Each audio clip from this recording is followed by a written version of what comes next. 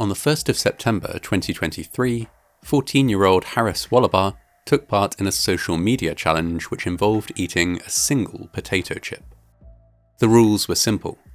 In fact, they were even printed on the single chip's packaging, along with graphics of the Grim Reaper, flames and scorpions, all meant to suggest in a fun and light-hearted way that the challenge was painful and potentially dangerous. The instructions were these. 1. Eat the entire chip. 2. Wait as long as possible before eating or drinking anything. 3. Post your reaction on social media with the hashtag #OneChipChallenge. This sounds simple, but it wasn't. The chip was a very unusual tortilla chip, coated in seasoning made from some of the hottest chili peppers in the world. In 2023, these peppers included the Carolina Reaper and the Naga Viper pepper. Anyone who doubted the potency of this single chip had only to look online using the suggested hashtag to find clear proof that it was extremely hot. Hundreds of videos showed people consuming the chip before suffering intense pain, breaking out into a sweat and consuming huge quantities of milk to try and dilute the burning sensation it caused. Despite this, the challenge remained popular online. Indeed, it had been popular since its creation in 2016, with the chips often selling out wherever they were available. In the early years of the challenge, the maker, a company called Paki, even held competitions to win one of the coveted chips, and maintained a Hall of Fame, featuring people who had been able to consume the chip and then resist the urge to drink any cooling liquid for at least an hour afterward. Unlike other spicy foods, the Paki One Chip Challenge was sold and marketed exclusively on the basis of how unpleasant and difficult it was to eat. On the 1st of September 2023, Harris Wallabar was given an individually wrapped One Chip Challenge chip by a friend at Doherty Memorial School in Worcester, Massachusetts. He consumed the chip and soon started to feel unwell. He went to the school nurse, complaining of a severe stomachache. The nurse phoned his family and arranged for him to be picked up and taken home. At home, over the course of several hours, his stomach pains eased slightly. Just when it seemed the worst was over, however, he fell unconscious and was rushed to hospital. Harris passed away before he arrived. His cause of death was later found to be a heart attack. The substance within chili peppers and other hot foods that causes the sensation of heat is known as capsaicin. It is unusual, but not unheard of, for a large amount of capsaicin to cause medical difficulties. Beyond the discomfort and sensations of heat, capsaicin can cause an elevated heart rate, pain and irritation in the mouth, stomach pains, heart palpitations, difficulty breathing, and allergic reactions. When these are combined with a pre-existing condition, they can be fatal. In Harris's case, he suffered from a congenital heart condition that made him more prone to cardiac events. In the aftermath of his death, Paki voluntarily removed the chips from sale. The company insisted that, per prominent labelling, the chips were intended only for adults and people with no pre-existing health conditions or sensitivities. A lawsuit against them, and several associated companies, is ongoing. Harris himself is remembered as a popular student, central to his group of friends, consistently enthusiastic and positive, and a lover of video games and basketball. On the 10th of September 2022, 21-year-old student Sarah Katz went to a Panera Bread restaurant in Philadelphia, close to her university campus. She ordered a lemonade using a membership she had purchased the week before. For a monthly fee, she could enjoy unlimited hot and cold drinks from the chain. Later, she returned to her apartment before heading out again to meet friends for a birthday party at a local restaurant. There, surrounded by her friends, Sarah Katz suffered a cardiac arrest and collapsed. She was rushed to hospital only to have another cardiac arrest and pass away within hours.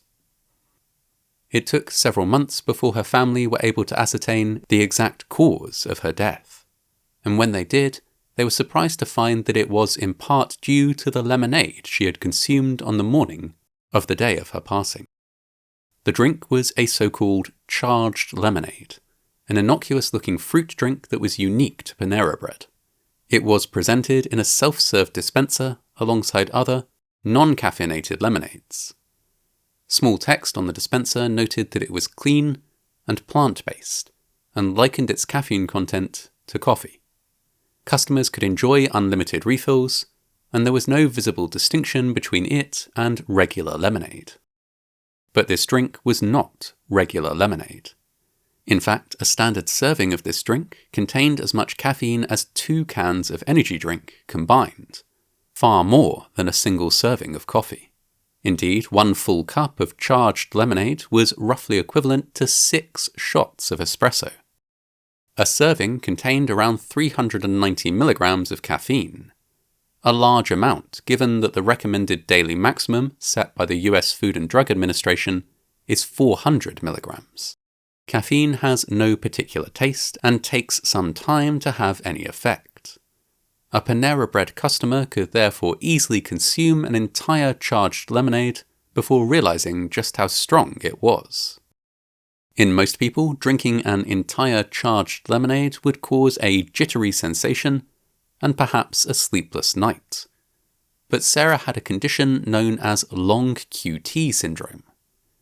People with long QT syndrome have an unusual pattern of electrical activity in their heart, which makes them more prone to heart attacks and seizures. It is very important, then, that people with long QT syndrome avoid excessive amounts of stimulants, like caffeine. Sarah was well informed about her condition and was very careful about her diet and exercise. She had worked in a hospital environment and participated in studies relating to long QT syndrome.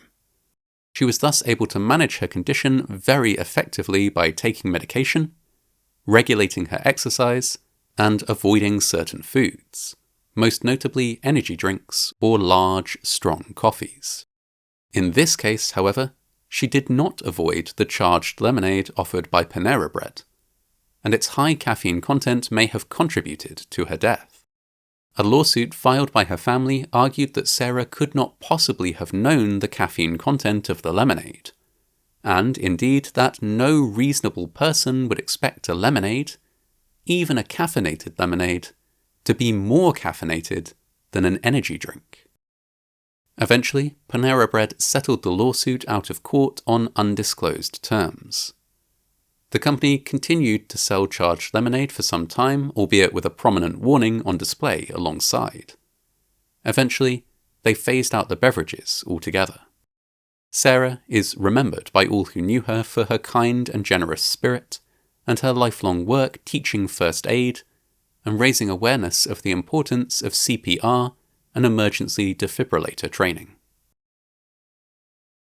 On the 18th of May 2017, in a hospital in California, a 37-year-old man lay in a coma. His condition had steadily deteriorated over the last few days, that there was little hope of recovery.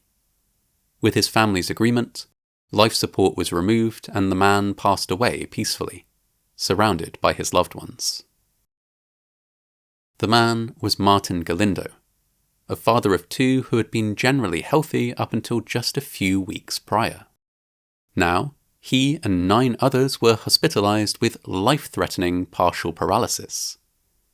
They were suffering from botulism, a type of food poisoning caused by a bacterium which can grow in improperly stored or prepared food over time.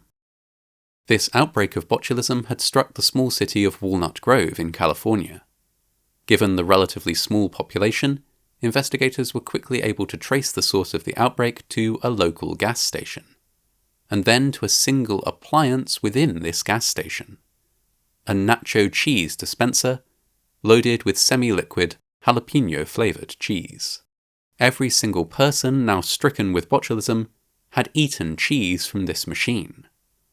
It was seized and examined, while employees of the store were questioned. The reason for the outbreak soon became clear. The machine had set operating instructions that should have ensured the contents never became dangerous. It was to be loaded with sealed, shelf-stable bags of cheese mix, which it would keep at 60 degrees Celsius or 140 degrees Fahrenheit at all times. Bags were to be opened with a special tool and changed whenever they ran out, or every 5 days, whichever was sooner. This particular cheese dispenser, however, had been purchased second-hand and was poorly maintained. 2 vital pieces were missing. One was a tool used to puncture the bags of cheese. Staff had taken to using plastic disposable knives instead. The other missing part was a valve cover that helped the machine maintain the correct temperature. In addition to this, no records were kept to ensure that bags were changed every 5 days, and no one employee was familiar enough with the machine to ensure that it was being operated correctly. Indeed, it wasn't something that many employees thought very often about, beyond replacing the bag of liquid cheese whenever it ran out. In this case, the poor maintenance of the machine and the improper handling of the bags it was stocked with, though seemingly of little concern to staff, sent 9 people to hospital and 1 to the morgue.